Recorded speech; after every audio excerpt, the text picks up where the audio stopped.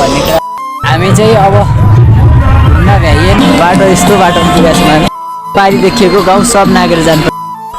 पोहोर गएको बर्खाको बाढीले गर्दा पुल छैन यहाँ। यस्तो बाटोको यात्रामा छौँ हामी। कार्यक्रम अझै सुरु भएको छैन। 4 राति आइपुगेर यहाँ एउटा गोठमा आइपुगेको छु खाजा खाने क्रममा। यो छिटो सब हान्न नपाइने जस्तो अवस्था आयो। हिउँ पर्यो।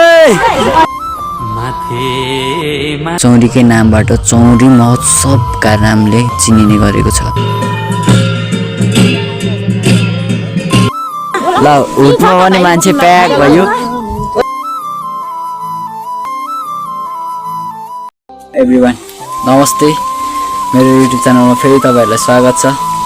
आज नयाँ वर्ष वैशाखी गते हामी घुम्नका लागि भनेर घरबाट करिब 4 बजे 4 रातिसम्मको यात्रामा निस्क्यौँ। बाटोमा सबैजना भेला हुँदै जानुपर्ने भएको हुँदाखेरि हामीलाई गाडी भरिएर हाम्रो यात्रा चाहिँ करिब 5 बजेबाट मात्र सुरु भयो। ल हुटमा पनि मान्छे प्याक भयो। यात्रामा छौँ। करिब 1 घन्टाको यात्रा गरेपछि बाटो यस्तो बाटोमा पुगेको छौँ हामी।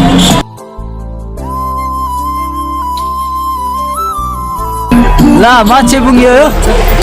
मच्छेपुङबाट ओह्रालो लाग्यो हामी।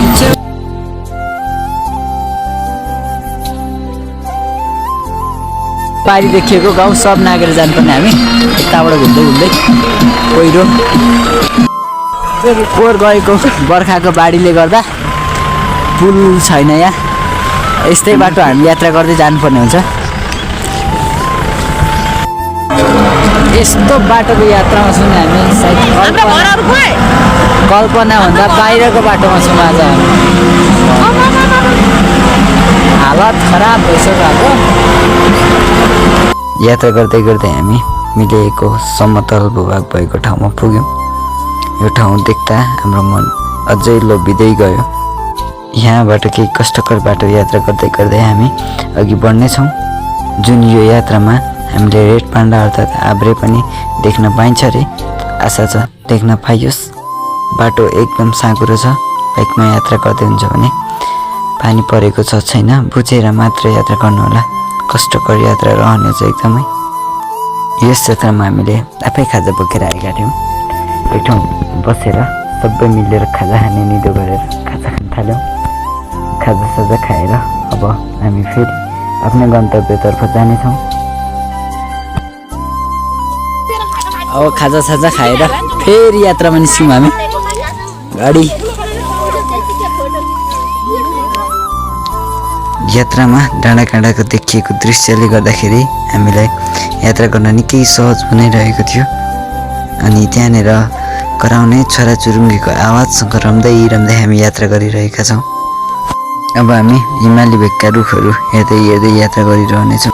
यस क्षेत्रमा हामीलाई हिमाली भेगका रुखहरू चिन्ने मौका पनि मिलेको छ। यस यात्रामा नेपाल र भारतका प्रशस्त मात्रामा पर्यटकहरू देख्न पाउनेछौँ।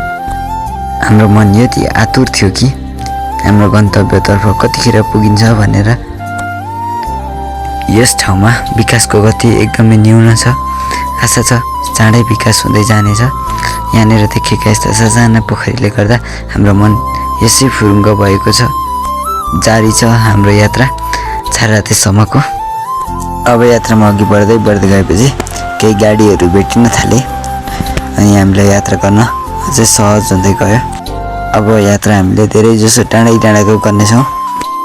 यी डाँडाकाँडा अनि यस ठाउँमा ढकमक फुलेका यी लाली गुराँस हाम्रो मन अझै लोभिँदै गयो। हामीलाई यो यात्रा सहज त छैन पक्कै पनि। बाटो कच्ची भएकाले गर्दाखेरि र भए पनि हामी जे जस्तो भए पनि हामीलाई गन्तव्यमा पुग्नु थियो। त्यसैले शान्त साथ हामी यात्रा गरिरह्यौँ। अब हामी डाँडाको यात्रा गर्न थाल्यौँ, जसले गर्दा हामीलाई हाम्रो गन्तव्यतर्फ पुग्यौँ कि भन्ने आश लाग्न थाल्यो। यसरी नै हामी हाम्रो यात्रातर्फ अघि बढ्दै गयौँ। यहाँ तपाईँसँग जुनसुकै बाइक छ भने आइपुग्ने रहेछ, तर तपाईँको यात्रा अलिक कठिन हुनसक्छ। कृपया यात्रा गर्न सहज चाहिँ गाडीमै हुने रहेछ यो बाटोमा।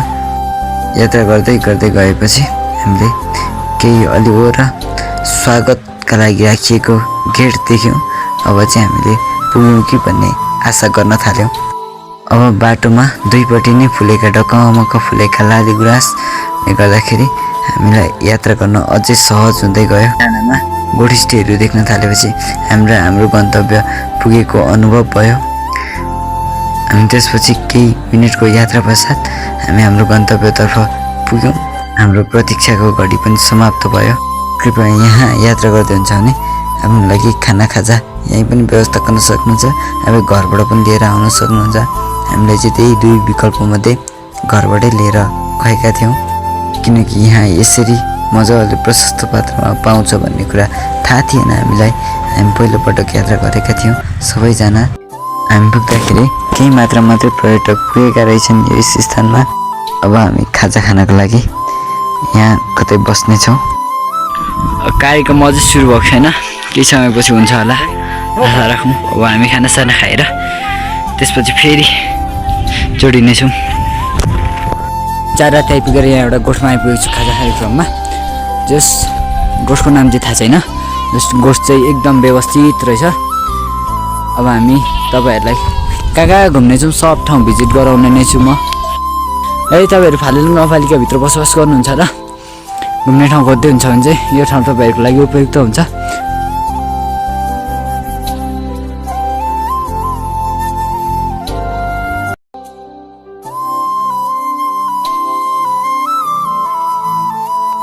खाजा खाएर हामी फेरि कार्यक्रम हुने स्थानमा आइपुग्दाखेरि पर्यटकको घुइँचो लागिसकेको रहेछ। यो देख्दा एकदमै खुसी लाग्यो र सबतिर घुम्नेछौँ हामी। योबाट पारी देखिएको सबै सन्दकपुर यता 4 राते। हामीलाई मौसमले थोरै धोका दिएला जस्तो छ। पानी पर्न लाग्यो, त्यसले गर्दा हामीले छिटो छिटो भिडियो फोटोहरू खिच्न थाल्यौँ।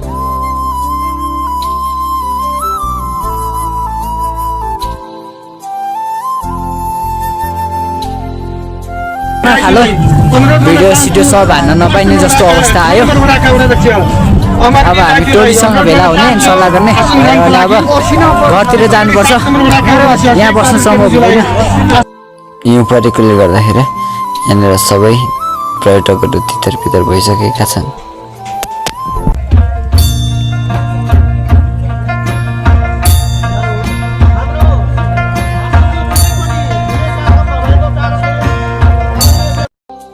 हिमाली भेग यो 4 रातिको अर्को महत्त्वपूर्ण पक्ष भनेको चौरी हो, जुन यो महोत्सव पनि चौरी महोत्सवका रूपले चिनिँदै आएको छ। त्यहाँनिर प्रस्तुत गरेको एउटा नृत्य जुन कपिराइटका कारणले मैले साउन्डसँग प्रस्तुत गर्न सकिनँ। एकछिन पानी पर्न खोजे पनि फेरि रहेर यहाँको मौसम एकदमै सफा भइसकेको छ। यहाँनिर एक डान्स भइरहेको छ जुन नजिकबाट हेर्दा यस प्रकार रहेछ।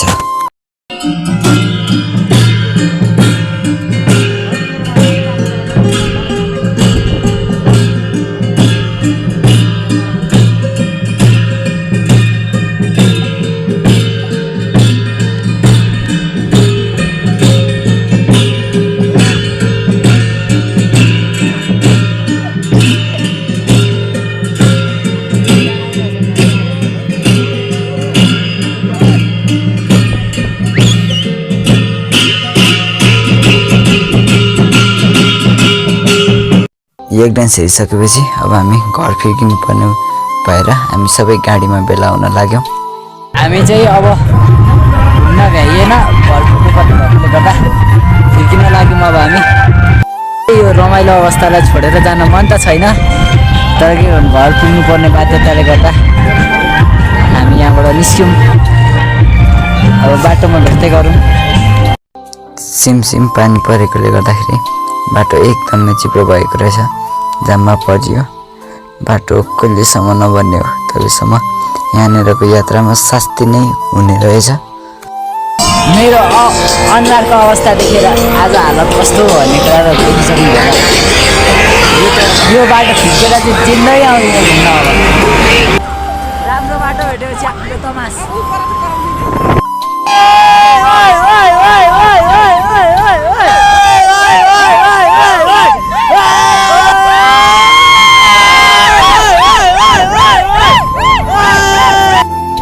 ठाउँ चाहिँ राम्रो रहेछ। गल्ला लास्टै गल्यो। भिडियो हेरेर साथ दिनुभएकोमा धेरै धेरै धन्यवाद।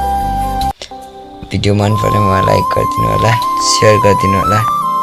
Okay, thanks for watching.